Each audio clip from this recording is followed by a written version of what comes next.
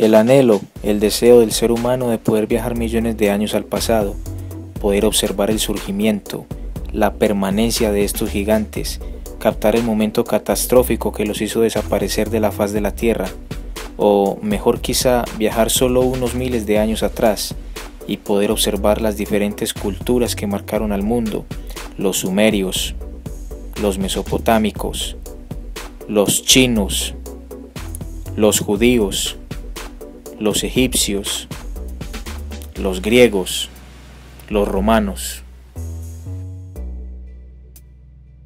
Desde tiempos inmemoriales, el ser humano ha querido y se ha interesado por los viajes en el tiempo. Poder regresar y surcar el pasado, visitar sus ancestros, verificar la historia escrita y hallar su origen mismo.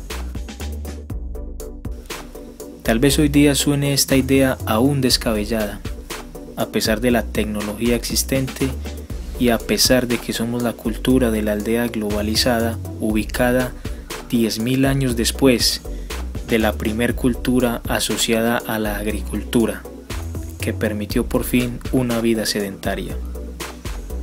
Bien sea por investigación, verificación o simple curiosidad, es obvio que cualquier ser humano o gobierno actual, pasado y también futuro quisiera tener dicho acceso al pasado.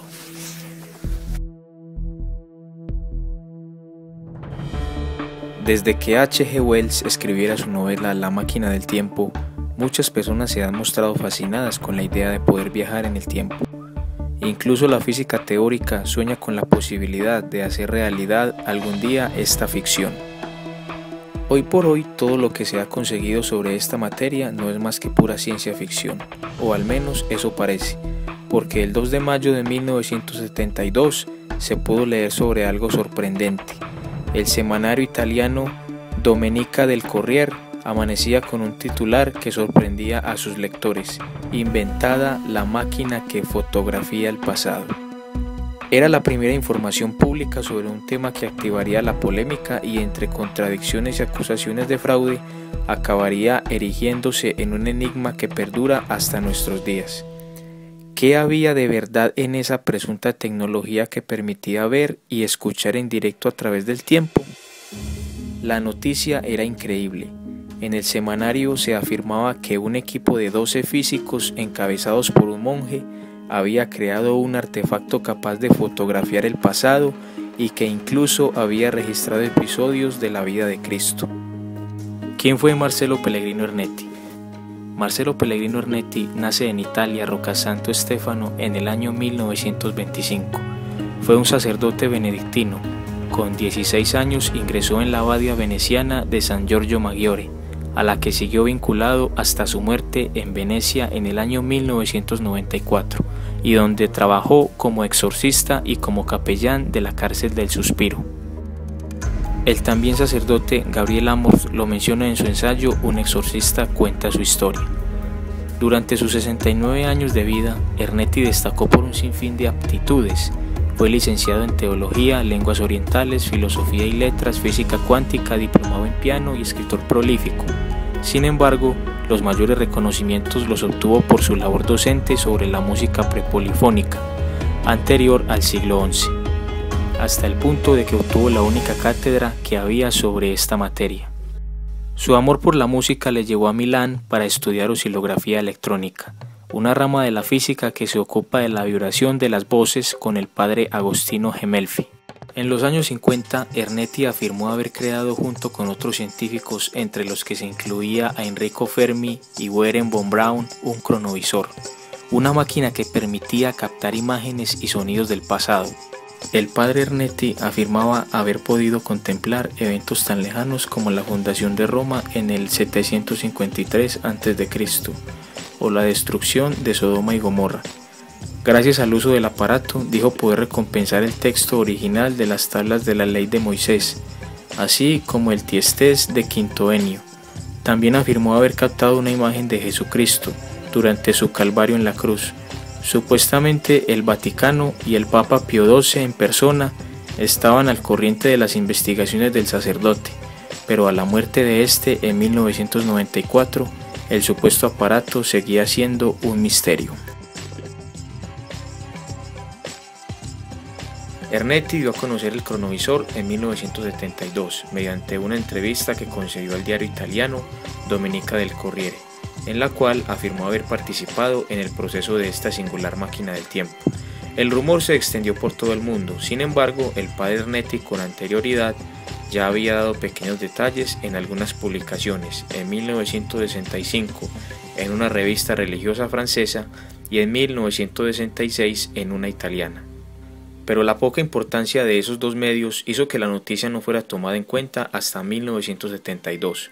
El padre Ernetti nunca entró en detalles técnicos de la máquina, pero sí en los logros. Afirmó haber fotografiado las tablas de la ley, la destrucción de Sodoma y Gomorra, un discurso de Mussolini o la crucifixión de Cristo. Ernetti, estando muy enfermo y sabiendo que le quedaba poco tiempo de vida, envió una carta a Luigi Borello, su principal crítico. La misiva es una especie de testamento donde afirmaba lo siguiente: la existencia del artefacto es una sacrosanta verdad, que se hayan captado tantas cosas del pasado es también verdad, que entre estas cosas estuviera la imagen de Jesús es verdad, y que las autoridades supremas han prohibido el uso del ingenio es otra verdad. Los fundamentos de este descubrimiento se basaban en el conocido principio de la física clásica, según el cual la energía no se crea ni se destruye, solo se transforma. El inventor del aparato, Marcello Pellegrino Ernetti, un benedictino, aseguraba haber construido su máquina basándose en el concepto de que las ondas sonoras y visuales son energía y por tanto están sometidas a las mismas leyes físicas que la materia, igual que desde las partículas más ínfimas se puede recomponer un elemento en su forma primitiva. El artefacto sería capaz de acceder a las ondas luminosas y sonoras del pasado, reorganizándolas en las mismas imágenes y sonidos que las integraron en su origen. Desde entonces son muchas las personas que afirman que se trató de un auténtico fraude, pero otras, no obstante, defendieron la veracidad del proyecto. ¿Se trató en realidad de un fraude o existió verdaderamente el cronovisor? Ernetti conoce al padre Bruni. En su pequeño habitáculo monástico, el padre Marcello Pellegrino Ernetti conoció al padre Francois Charles Antoine Bruni, una tarde de principios de la década de 1960. Los dos hombres coincidieron por primera vez durante un viaje en ferry a través del Gran Canal de Venecia. Durante su breve conversación, el padre Ernetti dijo algo que quedaría grabado en la mente del padre Bruni. Los dos, que eran expertos en lenguas antiguas, estaban hablando de la interpretación bíblica cuando el padre Ernetti comentó que existía una máquina que podía responder a todas sus preguntas. El padre Bruni estaba realmente confundido sobre cómo una máquina podría hacer una cosa así. Cuando le preguntó sobre ella, el padre Ernetti describió un dispositivo al cual llamó cronovisor. Este era parecido a un televisor que podía sintonizar el pasado para permitir al espectador ver y escuchar los eventos que habían ocurrido a lo largo de la historia. Ernetti dijo a Bruni que la máquina funcionaba mediante la detección de todas las imágenes y sonidos que la humanidad había hecho y que se encontraban flotando en el espacio. El padre Bruni quería saber si el padre Ernetti y sus colaboradores habían sido capaces de ver la crucifixión de Cristo. Ernetti respondió: vimos toda la agonía, la traición de Judas, el juicio, el Calvario. Descripción del cronovisor. El cronovisor sería una máquina para ver el tiempo, un mecanismo con el que se podría acceder al pasado en forma de imagen y sonido. El cronovisor sintonizaría con el tiempo a voluntad del experimentador y guardaría los resultados en los mismos soportes que los videos o las grabadoras de audio. Algunos expertos han intentado explicar que esta máquina actuaba de forma similar a como lo hace un espejo. Nosotros no nos vemos reflejados en el mismo a tiempo real. El espejo refleja cómo era nuestra imagen solo unas pocas millonésimas de segundo antes, debido al tiempo que tarda la luz en viajar desde nuestro rostro al espejo y viceversa. Partiendo de este hecho, muchos se plantean el por qué no podría ser también factible construir un dispositivo que nos permitiera mirar a través de nuestro pasado.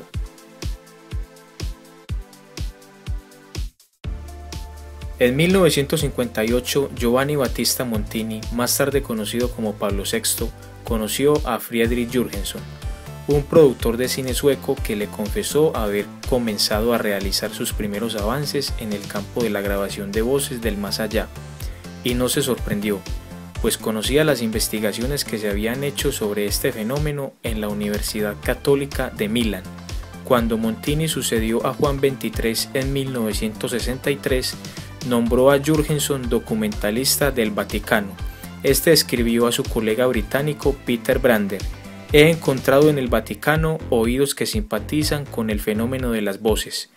Hoy el puente está firme sobre sus cimientos".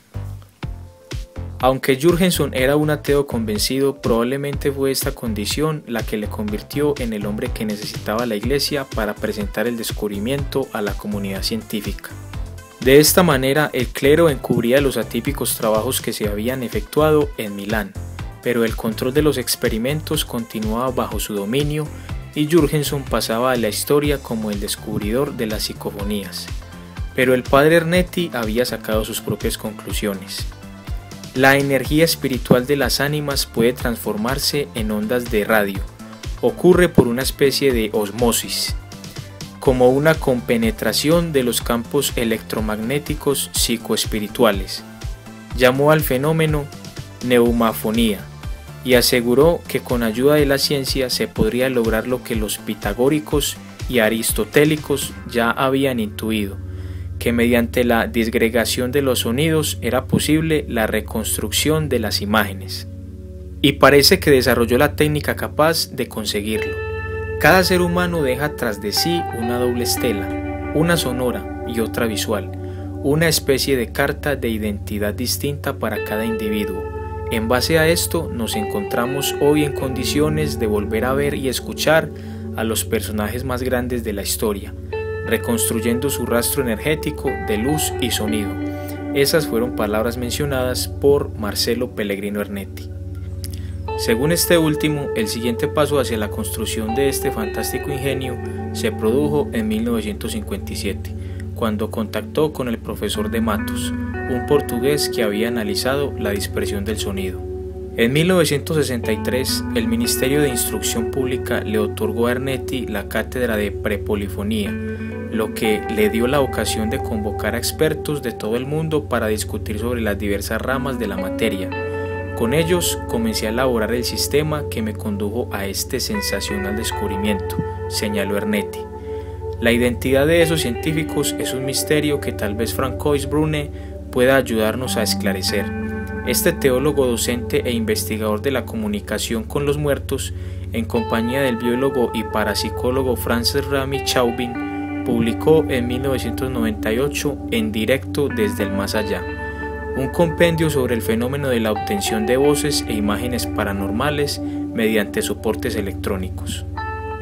En esta obra, el autor narra su experiencia con Ernetti, quien según Brune le aseguró que había reunido a un grupo de físicos entre los que se encontraban Enrico Fermi, uno de los diseñadores de la primera bomba atómica, y Wernher von Braun, con cuya ayuda habría descubierto una máquina que era capaz de fotografiar el pasado. Este sensacional hallazgo tiene un nombre, cronovisor, del griego cronos, de tiempo. En realidad, Ernetti se inspiró en otro religioso, Luigi Borello, quien había compaginado su labor pastoral con la física, intentando desarrollar una técnica que permitiera ver y oír aquello que ha quedado memorizado en las partículas de la materia inanimada. Su teoría es diferente a la de Ernetti. No solo los animales tienen una memoria, el rastro de una señal luminosa o de un sonido quedaría también impreso en la materia inanimada.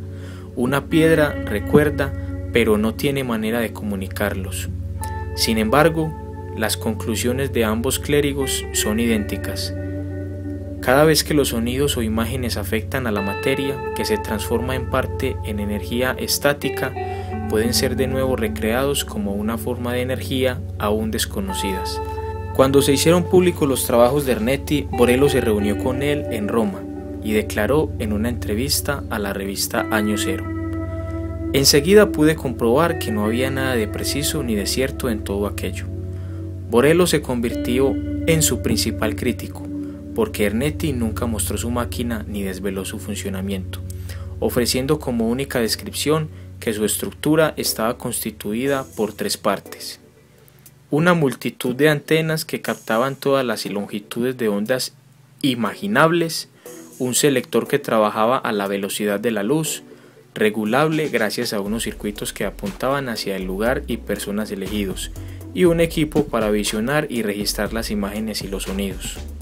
3 meses después de la publicación de la noticia en Domenica del Corriere, Ernetti quedó desacreditado cuando se descubrió que una imagen del rostro de Jesús, que según él demostraba la viabilidad de su cronovisor, no era más que la imagen invertida de un crucifijo venerado en el Santuario del Amor Misericordioso de Collevalenza, en Perugia. Otro fiasco fue cuando presentó como prueba el texto de la obra Tiestes. Tiestes fue escrito por Quinto Ennio en el año 239 a.C. La obra completa fue analizada por la doctora Catherine Owen Eldred de la Universidad de Princeton. Una experta en la obra de teatro sospechó que no era auténtica. Según explicó, muchas de las palabras que se usaron en este manuscrito no habían sido publicadas en lengua latina hasta más de 2 siglos después de que la obra fuera representada por primera vez. El tipo de palabras y la forma en que se repiten también sugirieron que la persona que creó el manuscrito tenía habilidades limitadas del latín. Como Ennio, el dramaturgo, estaba usando su lengua nativa, y esto parecía muy extraño. Hizo dudar sobre si el verdadero autor fue el mismo padre Ernetti. Ernetti no volvió a comparecer durante años ante los medios de comunicación. Lo más obvio era pensar que estaba avergonzado. Sin embargo, no todo resulta tan claro en esta historia. Cuesta creer que un hombre de su elevada talla intelectual y moral se involucrara en un fraude tan burdo. A nadie le extrañaría que, de existir el ingenio capaz de recuperar el pasado, hubiera sido interceptado y vetada su difusión por las autoridades civiles o religiosas, temerosas de las consecuencias derivadas de su uso, ya que con él se podrían conocer los secretos de grandes personajes y se resolverían muchas incógnitas históricas. Como afirmaron algunos, sería posible, por ejemplo, contemplar los milagros de Jesús. Pero, ¿y si se descubriera que tales prodigios no existieron tal como nos cuenta la historia, sino que fueron inventados por sus propios discípulos? Entonces se produciría una crisis religiosa sin precedentes. Ernetti declaró que la iglesia le puso una mordaza que no le permitía hablar. Otro hecho es que además en las manos equivocadas podría crear la dictadura más temible que el mundo haya visto. Desprestigiar su trabajo resultaba fácil para la jerarquía eclesiástica. Así se garantizaba la burla de la opinión pública y se aseguraba el dominio omnipotente del Vaticano sobre el invento. Pero aún hay más. En 1965, el diario Segundo Giorno difundió que los servicios secretos del Vaticano, en colaboración con los del contraespionaje italiano, detuvieron a un ingeniero llamado Antonio Beretta, bajo la sospecha de que trabajaba para el KGB. Lo cierto es que el arrestado era un experto en la teoría de la relatividad y que durante 8 años trabajó al servicio del padre Ernetti. La única información que pudo haber vendido a los soviéticos habría sido la relacionada con las actividades desarrolladas en el laboratorio de Ernetti en San Giorgio Maggiore. Durante un congreso internacional, un funcionario del Ministerio del Interior soviético, Sergei Antonov, confió a un delegado occidental lo siguiente: los propios trabajos de nuestros físicos nos inducen a pensar que el equipo de San Giorgio ha debido realizar ya la grabación en magnetófono de la explosión de Sodoma y Gomorra, así como la inscripción de las tablas de la ley del Sinaí. Y en un artículo publicado por el diario ruso Pravda se leía: las investigaciones sobre la reconstrucción del pasado efectuadas en Italia bajo el control del Vaticano y del Ministerio de Interior están mucho más avanzadas de lo que se ha pretendido. Es un trabajo fuertemente vigilado por los servicios secretos del Vaticano.